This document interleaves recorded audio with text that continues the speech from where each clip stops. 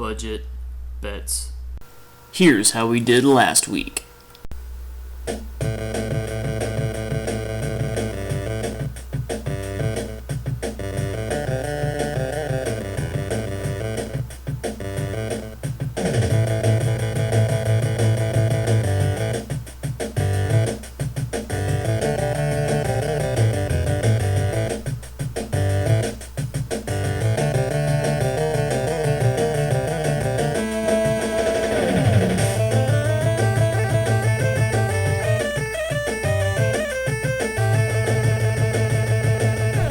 Welcome back, Low Rollers, to week 17 of Low Budget Bets. I'm Ray. I'm Dean. We're just going to kind of casually talk about the games this time. We're going to no script it, probably what we'll do for the playoffs. Just run it out there for you, whether you like it or not. Hopefully you like it. That's right. All right, let's start off with game number one. We have the Tampa Bay Buccaneers at the Carolina Panthers, who are 10.5-point favorites. Ray, start us off here. Well, I think Carolina, they've kind of been stumbling last couple weeks. They've obviously won all those games, but a lot of those games were pretty close. Seems like the injury bug's starting to bite them a little bit. Cam Newton, he's a great player, MVP candidate, no question, but there's still... I don't know. I just something about him. I still just have questions. I love watching him play. I love him. I think he's a great quarterback. But pressure situations. This is really the first year he's kind of done well with them consistently. But I don't know. I think their offense kind of lacks that big playability if they can't get the 13-yard run from Cam Newton himself for whatever reason. Mm-hmm. What do you think? Well, I agree. Ted Ginn Jr. Will take the top off of your defense, but you're at 50 whether he catches the ball or not. He's always scary. There's been a reason, I think, why he's bounced around from so many from teams. Team to team. He's fast. There's no doubt the speed is there, but it's everything else that goes along with it. And add into the fact that Tampa Bay has nothing to lose going into the game. Jameis Winston has really looked like a number one pick.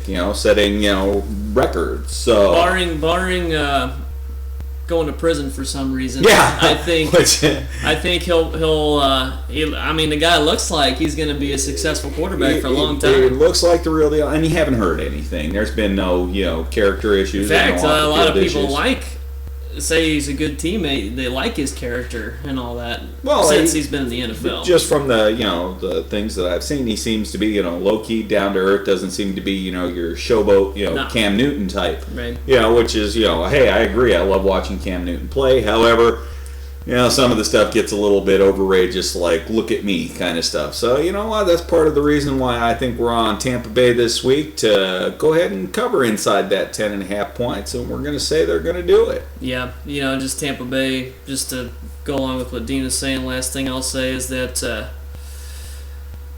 they don't really have a whole lot to play for other than pride, and I just think the way things have gone, they've certainly exceeded my expectations for them this season. I think they're just gonna want to finish it up with a W for their coach Lovie Smith and keep things moving in the right direction. Not saying they're gonna win, no, but like Dean said, they'll probably keep it inside the 10.5. Keep it inside the 10.5. The Bucs will cover it. All right. So the next game, we got game number 2 is the New Orleans Saints traveling to Atlanta to take on the Falcons, of course. The over-under on the game is 52.5 points. Dean, I'll let you lead us in. Any team with Drew Brees, is going to put up some points. Foot or not, guy's damn good. Matt Ryan finally looked like, he put together a decently solid game. No really stupid turnovers, things like that. And when they don't do things like that, and with a receiver like Julio Jones, they're going to put up some points. Again, and going back into the Week 17 theory, neither of them have anything to play for, which means they've got nothing to lose. They can go ahead and let things air out, have a little bit of fun with it, play loose. Go for it on fourth every time, like a bad Madden player. Hey, if they want to. So yeah, my thinking on it is, yeah, it's going to be a big one. What about you? Well, just with the Saints, with their defense this year, their defense has What been defense? Yeah, it's been so bad that Julio Jones could, he could have a single game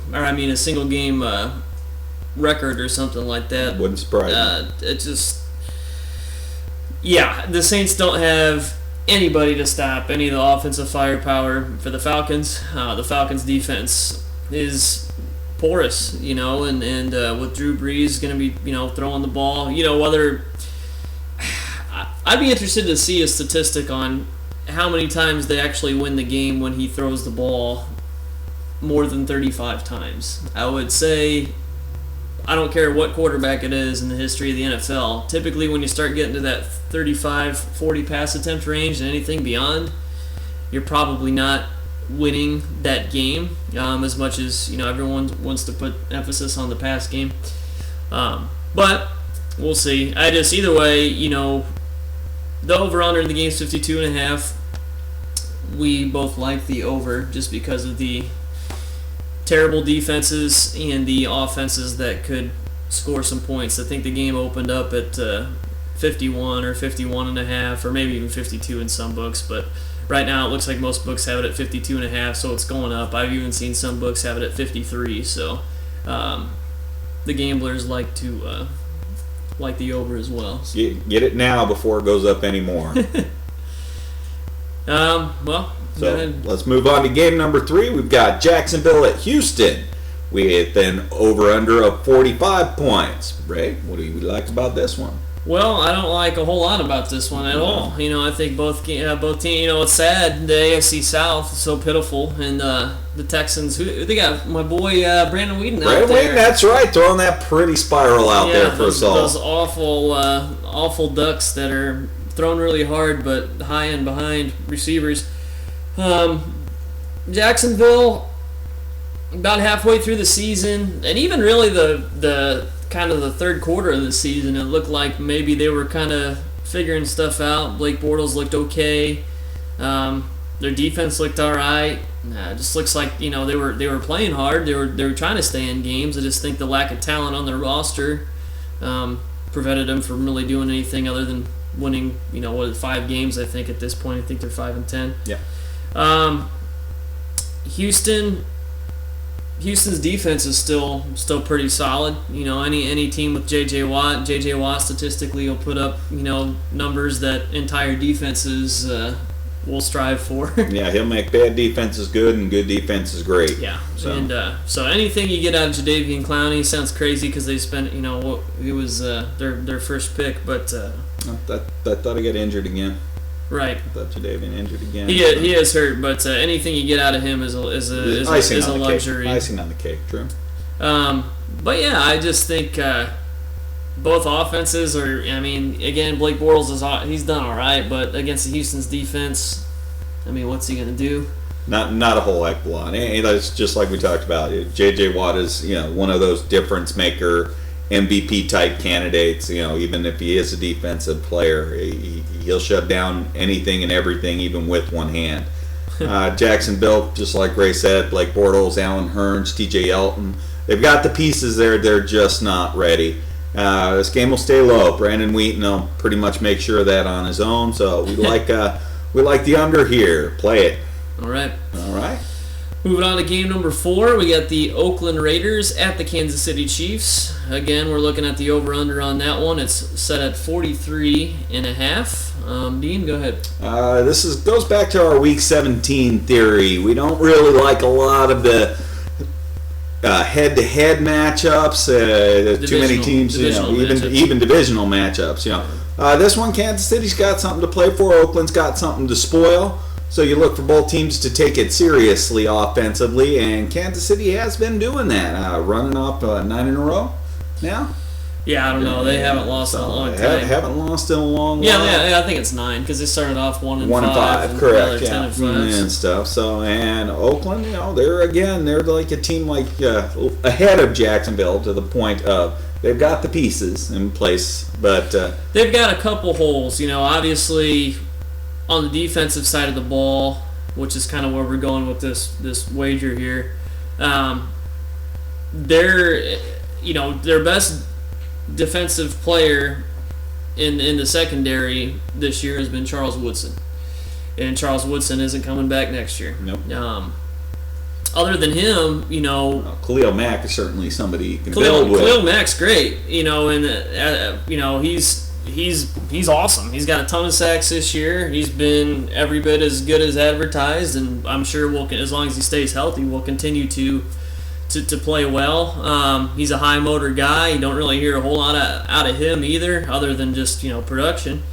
But just their secondary is just terrible. Poor. So Very porous. And I think we all know to make it deep run in the playoffs, you have to have. I mean, you look the last few years. You had the Patriots had Revis. You had Aqib Talib played for the Patriots there for a while. Played for the Broncos. You have Richard Sherman for the Seahawks. Pretty much a whole secondary for the Seahawks, right? Right. It's just with how big the passing game is nowadays. You have to have a solid secondary. You have to have a decent pass rush to apply pressure to the quarterback. They have the pass rush part. Sure. They just, they don't have the secondary. Not even close. No. So, add all those things together, there's going to be some points put up on the board. That's why we like to play the over on the 43.5 points. All right, moving on to game number 5. We have the Philadelphia Eagles at the New York Football Giants, who are 3-point favorites. Ray, what do we like about this one? Well, I don't really like anything about this game other than the fact that it'll be fun to watch Chip Kelly lick his lips a lot. Yeah. It'll be fun to watch Eli Manning make his dumb pouty faces. Mm-hmm. And I just think the Giants defense is so bad, and the Eagles just love to run plays. And regardless, I know obviously the Eagles have had their struggles on offense. Just to say the least this year. Right. Just ask DeMarco Murray. Yeah.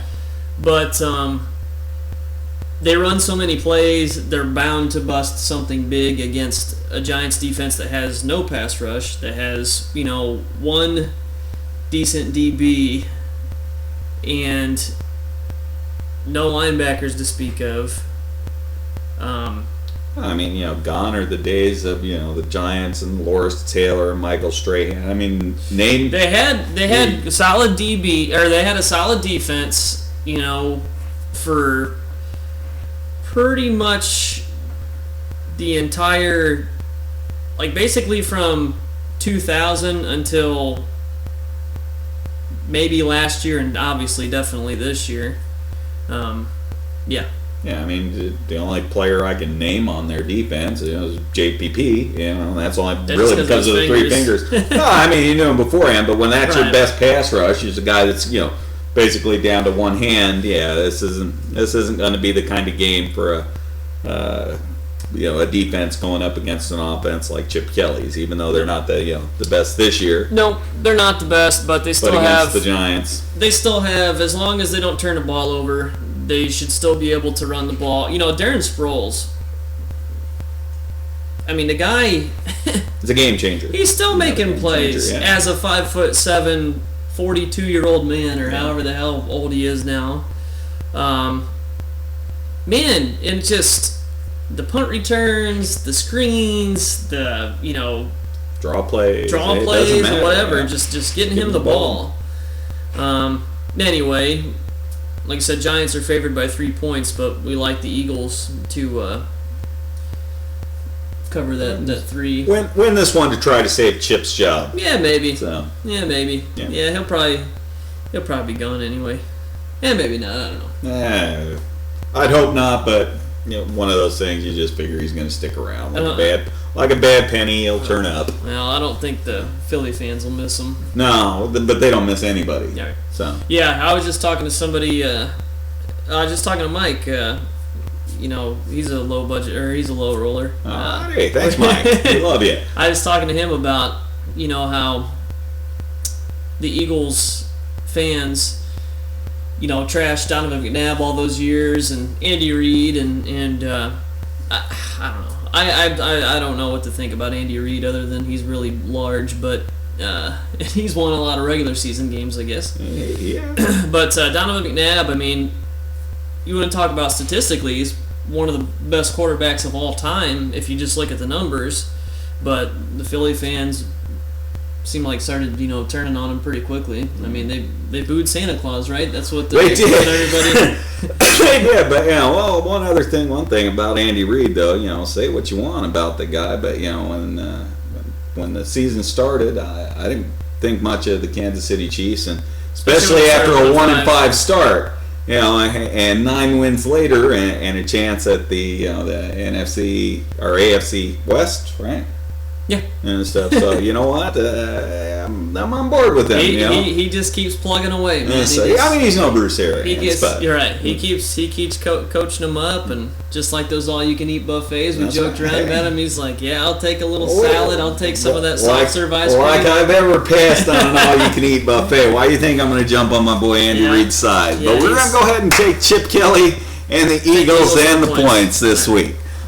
All right. Moving on to last but not least, game number 6. We've got the only really big divisional matchup here. We've got the Minnesota Vikings at the Green Bay Packers, and the Packers are 3-point favorites, right? Take it there. Well, I think, obviously the Vikings have played really well this year. Green Bay, the Vikings, in my opinion, I don't know how you feel about it, but the Vikings have exceeded my expectations. Teddy Bridgewater's kind of exceeded my expectations. They're still getting mileage out of Adrian Peterson, even though he's, kind of, what is he, 31 now? Yeah. He's past that magical 30-year-old barrier for running backs. Running backs aren't supposed to do anything, yeah. Right. Granted, he's had plenty of time off with an injury and beating his kid and stuff, so. Well, hey, that's how you stay young. Yeah, beating the little ones. Beating your kids. Yeah. That's kept me young all these years. Love you, kids. So. Anyway, the fact that this game is in Green Bay, the Packers probably haven't. They've disappointed me quite a few times this year. But looking back on it, I mean, they I hate to sound like Denny Green, but they are who I thought they were, I guess. Yeah. Their offensive line is shoddy. If Eddie Lacy can run, that's really a huge part of their offense right now without, obviously with Jordy Nelson being gone all year. Aaron Rodgers is going to give you what he gives you. He obviously plays a ton better at home than he does on the road typically. I just like Green Bay in this one. What do you think? I just don't think that when you get down to it, the end of the season, a win or not necessarily go home game, but when you need a win, this is when the top-notch quarterback brings you over the edge. All else things, considered equal. Yeah, okay, Adrian Peterson is certainly a much better running back even this year than Eddie Lacy, but, the Packers can run the ball when they put their mind to it. They have serviceable wide receivers, if not great wide receivers. But it's right here, right now, these times, that a player like Aaron Rodgers is going to take you to the finish line. I think also defensively for the Packers, Clay Matthews, when he's healthy, I mean, he's got the pass rush going. Man, he's disruptive. He is. And the Packers secondary is just filled with young studs. Yep. Not a ton of guys who people talk about. People know their names because they're on TV so much, and you hear Troy Aikman and you hear Joe Buck regurgitate their names all the time. You got your Micah Hydes and your Clinton Dixes, and there's got to be a Monica Lewinsky joke in that name somehow. But I don't know. Well, I don't know. I can't piece it together. We'll save that, because we know there's little low rollers that we're trying to train. Right. So. But yeah, I think we're both in agreement that we like the Packers to cover the 3 points. Yeah, then that would give the Packers the division, the NFC North, which has kind of been a little wild this year. It doesn't matter. However it works, both these teams are one and dones as far as I'm concerned. Yeah. and stuff. So, but it'll be the Green Bay Packers victorious on this one. Well, when the NFC playoff side, you got, I guess they'd have to play. Well, both these teams are going to have to end up playing in the wild card round. Yeah, Yeah, we'll see. It's gonna be fun. Yeah, looking forward to it.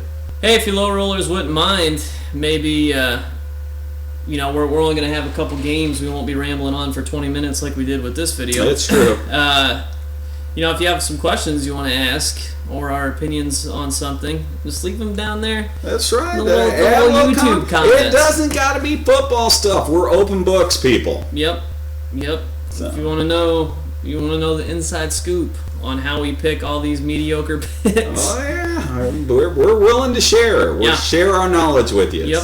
All right, that's the last edition of the regular season for the Low Budget Bet team. I'd like to thank everybody for watching. Have a happy and safe New Year. We will be back with our super special playoff editions. Yeah, baby. But until then, I'm Dean. I'm Ray. And we'll see you next week on Low Budget Bets. Bye.